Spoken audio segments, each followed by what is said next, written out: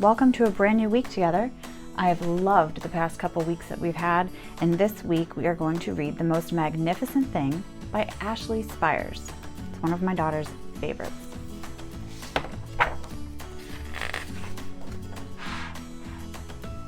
This is a regular girl and her best friend in the whole wide world. They do all kinds of things together. They race, they eat, they explore, they relax. She makes things and he unmakes things. One day, the girl has a wonderful idea. She's going to make the most magnificent thing. She knows just how it will look. She knows just how it will work.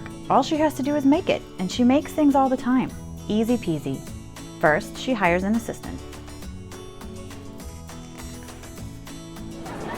Next, they gather their supplies, they set up somewhere out of the way, and get to work.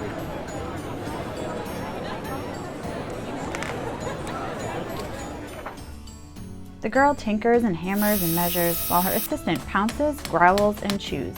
When she's finished, she steps back to admire her work. She walks around one side, her assistant examines the other side. It doesn't look right. Her assistant picks it up and gives it a shake. It doesn't feel right either.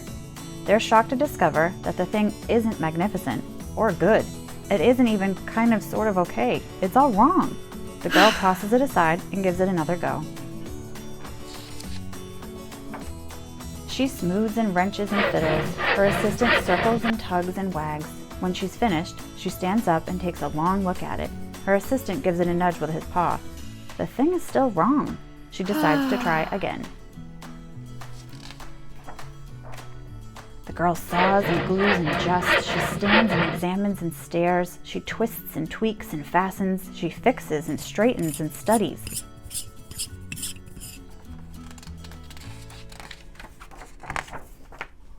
She tries all different ways to make it better. She makes it square, she makes it round, she gives it legs, she adds antenna. She makes it fuzzy, she makes it long, short, rough, smooth, big, small. One even smells like stinky cheese, but none of them are magnificent.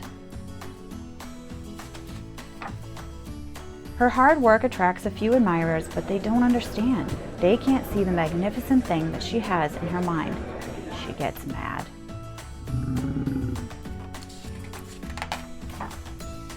The angrier she gets, the faster she works. She smashes pieces into shapes. She jams parts together. She pummels the little bits in. Her hands feel too big to work, and her brain is too full of all the not right things. If only the thing would just work. Crunch. The pain starts in her finger, and it rushes up to her brain, and she explodes. It's not her finest moment.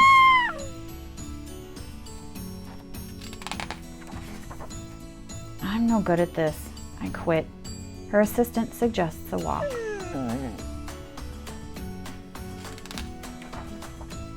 It's not much help at first, but before long she starts to feel different. Bit by bit, the mad gets pushed out of her head.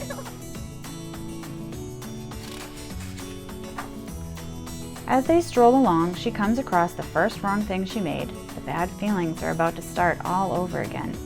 Then, she notices something surprising. There are some parts of the wrong things that are really quite right. The bolts on one, the shape of another, the wheel-to-seat ratio of the next.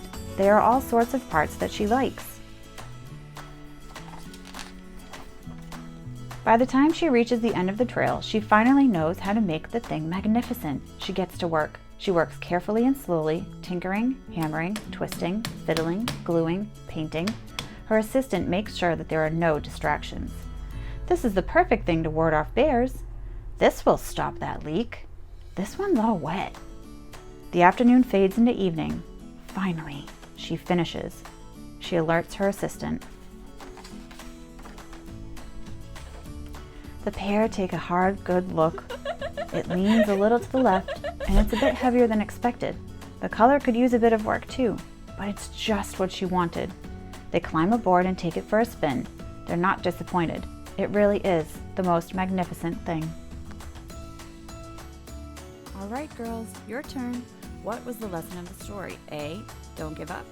B, use your imagination. Or C, remember to drink your water. Comment below. Let me know what you think. See you soon.